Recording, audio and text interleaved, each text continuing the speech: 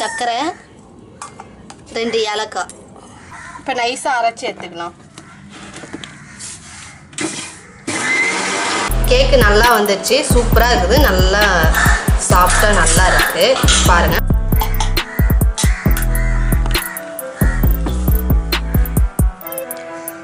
கோதுமை மாவு கேக் செய்ய போகிறோம். ஃபஸ்ட்டு வந்து கோதுமை மாவே எடுத்துக்கலாம், 1 கப்பு. சர்க்கரை, ஏலக்காய் போட்டு அரைச்சி வச்ச பவுட்ரு.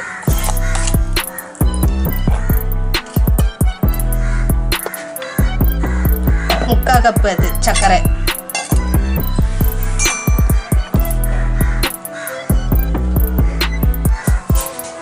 உப்பு போட்டுக்கலாம்.